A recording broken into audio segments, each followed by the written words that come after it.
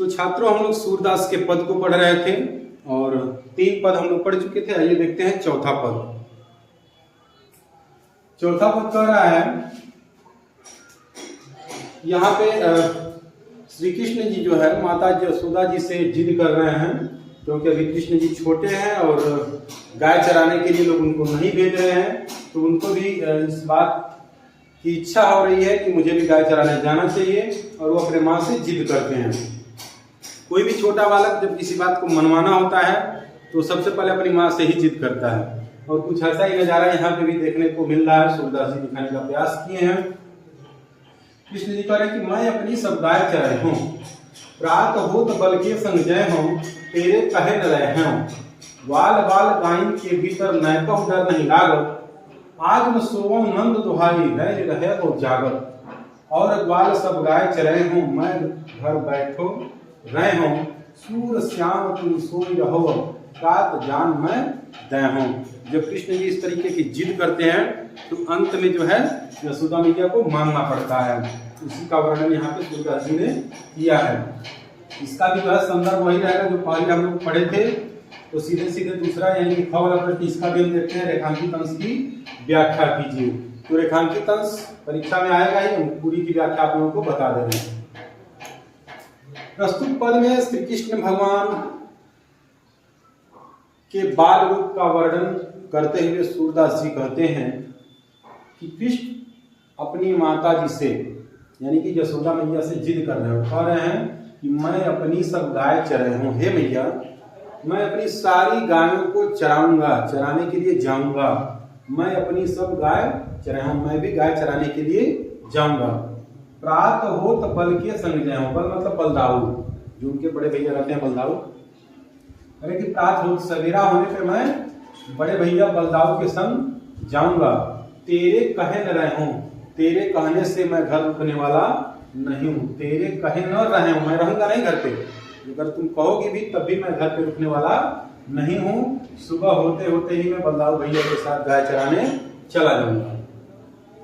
ग्वाल बाल गाइन के भीतर नैको डर नहीं लागत। नैको मतलब होता है थोड़ा। नैको मतलब क्या होता है? थोड़ा। नैक मतलब थोड़ा, ये ब्रज भाषा है। नैक नैक मतलब होता है थोड़ा।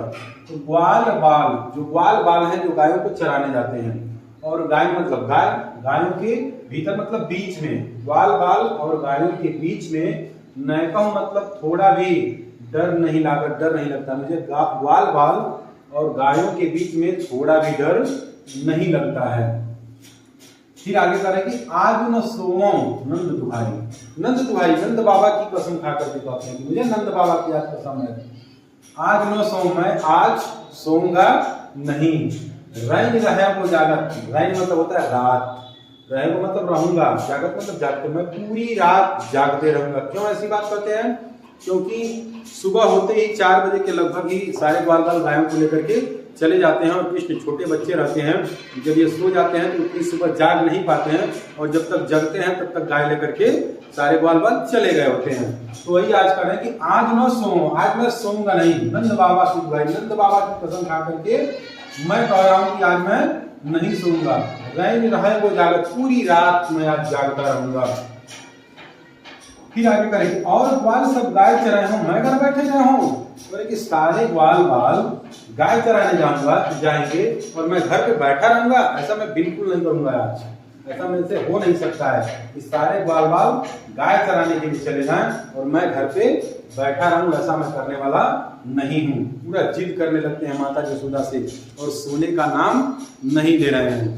तो अब कोई भी माँ अपने बच्चे को प्यार से समझाती है। पिताजी होते तो 2-4 चाटा लगाते, तो लेकिन माता जी की बात है तो माता जी के बारे में सभी लोग जानते हैं कि माता जी कितने प्यार से बच्चों को समझाती हैं। विशेष परिस्थिति में ही उनका हाथ उठता है, नहीं तो बच्चों को मारना नहीं चाहती है, चाहे किसी की भी माँ हो, हमारी माँ हो चाहे आप लोगों की माँ हो। तो उनके हट को देख करके, उनके जिद को देख करके माता यशोदा कह रही है कि सूर श्याम तुम सोई रहो, अपराध जान न दो। सूरदास जी कह रहे हैं कि उनके जिद को देख करके, कृष्ण भगवान के जिद को देख करके माता यशोदा कह रही है कि श्याम तुम सोई रहो, हे श्याम, हे श्री कृष्ण अब तुम सो जाओ, प्रात जान मैं दे हूं, जैसे ही सुबह होगा मैं तुमको गाय चराने के लिए जाने दूंगी, लेकिन इस समय तुम सो जाओ कोई दिक्कत नहीं है, जगने की जरूरत नहीं है, तुम सो और सुबह में मैं तुमको गाय चराने के लिए जाने दूंगी। तो इस पूरे पद की जो है ये व्याख्या थी। इसी तरीके से आप भी लिख सकते हैं। रेखांकित अंश की व्याख्या में जितने लाइन को रेखांकित किया रहेगा उतना ही बताना है बस, इसलिए आप लोगों को यहाँ पे पूरा बता दिया गया है। आइए देखते हैं अगले प्रश्न को। अब देखिए अगला जो प्रश्न है यानी कि 2 वाला, उपयुक्त पद्यांश का काव्य सौंदर्य स्पष्ट कीजिए। तो काव्य सौंदर्य में हम लिखेंगे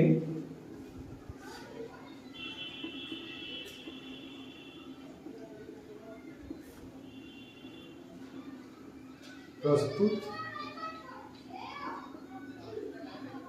पद्यांश में सूरदास जी ने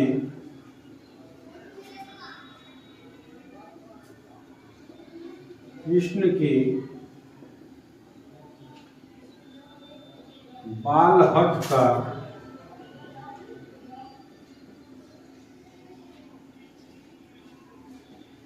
वर्णन किया है। ठीक है, प्रस्तुत पद्यांश में सूरदास जी ने कृष्ण के बालहट का वर्णन किया है। भाषा जो है ब्रज हो जाएगा, शैली मुक्तक हो जाएगी यहाँ पे भी,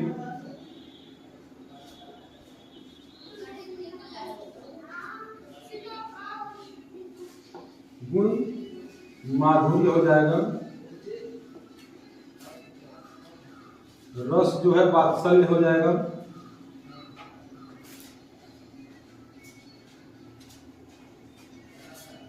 छंद गेय पद हो जाएगा,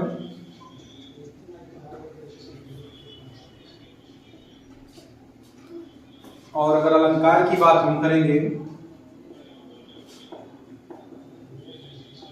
तो अनुप्रास अलंकार हो जाएगा।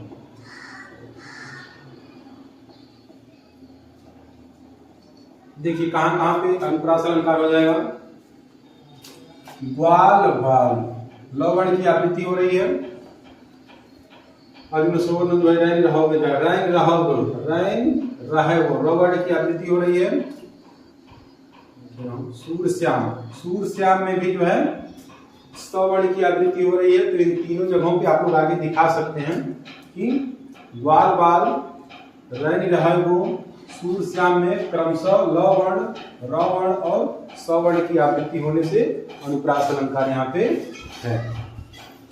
तो इस तरीके से चौथा जो है पद आप लोगों ने देखा। आइए देखते हैं अगले पद को। तो छात्रों आइए अगले पद को हम लोग देखते हैं। 5वां एक पद और हम लोग देखेंगे और उसके बाद कोई चीज अगर लगेगा कि इंपॉर्टेंट है तो आप लोगों को पीडीएफ के माध्यम से भी प्रोवाइड कर देंगे, लेकिन इसको हम लोग देखते हैं। 5वां कार्य कि ऊधो मोहि ब्रज विसरत नाही, वृंदावन गोकुल वन उपवन सघन कुंज की छाही, प्रात समय मात जसुमति और नंद देख सुख पाओ, माखन रोटी दहो सजायो अति हित साथ खवाव, गोपी ग्वाल बाल संग खेलत सब दिन हंसत सिगाव, सूरदास धन धन ब्रजवासी जिनसो हित जदुनाथ। तो इसका भी संदर्भ वही रहेगा।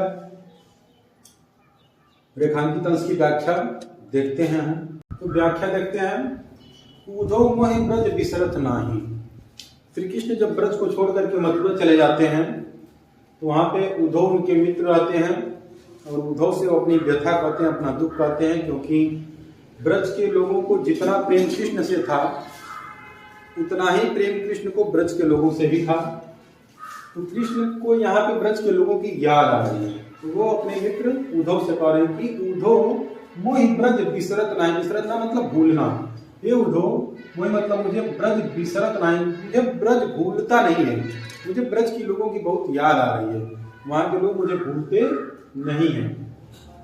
क्या क्या आप याद आ रही है आगे बता रहे हैं। वृंदावन गोकुल वन उपवन, वह वृंदावन मुझे नहीं भूलता है, गोकुल के लोग मुझे नहीं भूलते हैं, गोकुल का वन मुझे नहीं भूलता है, वह उपवन व बाग बगीचा मुझे नहीं भूलता है, और सघन कुंज की छाही, सघन मतलब अत्यंत घना, कुंज की जो छाया थी जिसके नीचे हम लोग खेलते थे, वह घने कुंज की छाया भी हमको नहीं भूलते। और क्या कह रहे हैं, मतलब प्रात समय मात जसमत और नंद देख सुख पावत। प्रातः का समय, सुबह सुबह के टाइम जब मुझे मात जसमत माता जसोदा और नंद बाबा देखते थे, देख मतलब देखते थे, तो सुख पाओ, उनको अत्यंत सुख की अनुभूति होती थी जब वो लोग सुबह में मुझे देखते थे। स्वाभाविक सी बात है कि कोई भी माँ बाप जब अपने पुत्र को देखता है, अपने संतान को देखता है, पुत्री को देखता है सुबह में, और वो भी जब छोटे हों, तो वह सुख अपरंपार होता है, उसका वर्णन नहीं किया जा सकता है। तो वही कंडीशन यहाँ पे है। आगे करें कि माखन रोटी दह्यो सजायो अति हित साथ खवावत। और माता जसोदा क्या करती हैं कि माखन रोटी यानी कि रोटी पे माखन लगाती हैं और क्या करती हैं, दह्यो सजाओ दही लेकर के अति हित अत्यंत प्रेम के साथ खवावत मुझे खिलाती हैं। वो भी मुझे नहीं भूल रहा है, वो भी बार बार याद आ रहा है कि माता जसोदा मुझे माखन रोटी और सजाओ दही अत्यंत प्रेम के साथ सुबह में जो खिलाती थी, वो भी मुझे नहीं भूलता है। गोपी ग्वाल बाल संग खेलत सब दिन हंसत सिराग। गोपियों ग्वाल बालों के संग खेलते खेलते सब दिन, पूरा दिन हंसते हंसते, सिराग मतलब बीत जाता था। गोपी ग्वाल बालों के संग मेरा पूरे दिन हंसते खेलते बीत जाता था, उसकी भी मुझे बहुत याद आ रही है। सूरदास धन धन ब्रजवासी जिनसो हित जदुनाथ। सूरदास जी कहते हैं कि धन धन ब्रजवासी, तो ब्रज के लोग, ब्रज में वास करने वाले लोग, ब्रज में निवास करने वाले लोग धन्य हैं। जिनसो मतलब जिनका हित, जिनका भला, जदुनाथ यानी कि श्री कृष्ण खुद चाहते हैं, जिनके हित की चिंता श्री कृष्ण, जदुनाथ मतलब होता है श्री कृष्ण खुद चाहते हैं। जदु देखिए यदु से बना है, य को ब्रज भाषा में जो पढ़ा जाता है, तो यदुकुल स्वामी कहा जाता है श्री कृष्ण को, यदुकुल से संबंध रखते हैं। तो जदुनाथ मतलब यदुकुल स्वामी, यदुनाथ मतलब यदुकुल स्वामी होता है श्री कृष्ण। तो सूरदास जी कहते हैं कि ब्रज के लोग, ब्रज में निवास करने वाले लोग धन्य हैं, जिनका हित खुद श्री कृष्ण चाहते हैं, जिनकी चिंता खुद श्री कृष्ण को है। जो लोग श्री कृष्ण को याद आते हैं, ऐसे लोग धन्य हैं, यहाँ पे सूरदास जी कह रहे हैं। तो आइए देखते हैं इसके अगले प्रश्न को। अगला जो प्रश्न है, प्रस्तुत पद्यांश का काव्य सौंदर्य लिखिए। तो प्रस्तुत पद्यांश में लिखेंगे,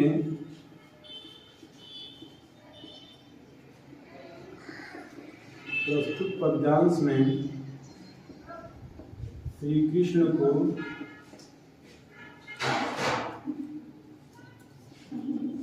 ब्रज की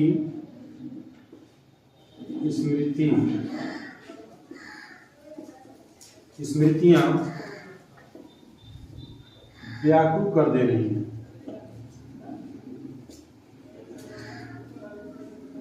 व्याकुल कर दे रही, ठीक है। भाषा इसमें जो है ब्रज हो जाएगा, गुण माधुर्य हो जाएगा। यहाँ पे भी रस की अगर हम बात करेंगे तो श्रृंगार रस हो जाएगा। जहाँ पे प्रेम की बात होती है वहां पे श्रृंगार रस होता है। तो श्री कृष्ण का प्रेम है ब्रजवानों के प्रति, तो यहाँ पे श्रृंगार रस हो जाएगा। और छंद यहाँ पे भी गेय। तो इस तरीके से इस पद्यांश का काव्य सौंदर्य इतना अगर आप लिख देते हैं तो बहुत हो जाएगा, कोई दिक्कत नहीं है। आइए देखते हैं अगले प्रश्न को। बहुत हो जाएगा, कोई दिक्कत नहीं है। आइए देखते हैं अगले प्रश्न को।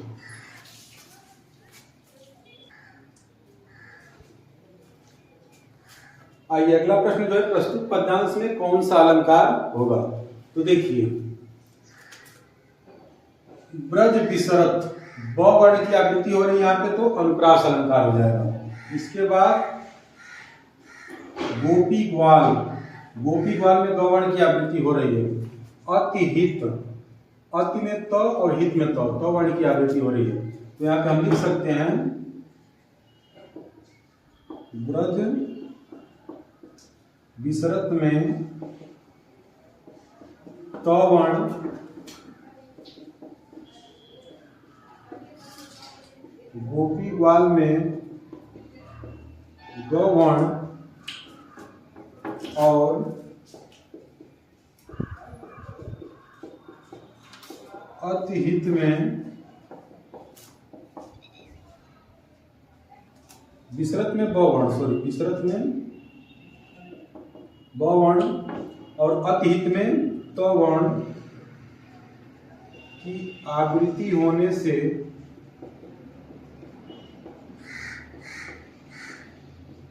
अनुप्रास अलंकार होगा।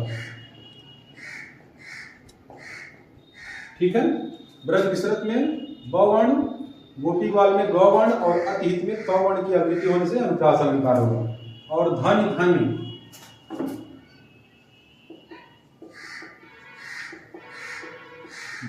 में पुनरुक्ति प्रकाश अलंकार हो जाएगा, क्योंकि ये कहीं शब्द दो बार आ गया है। जहां पे कहीं शब्द दो बार आ जाता है वहां पे पुनरुक्ति प्रकाश अलंकार हो जाता है। तो इस तरीके से इसमें अनुप्रास और पुनरुक्ति प्रकाश दो तरीके के अलंकार हैं। तो आप लोगों ने देखा कि चौथा और पांचवा हमने इसमें कंप्लीट किया।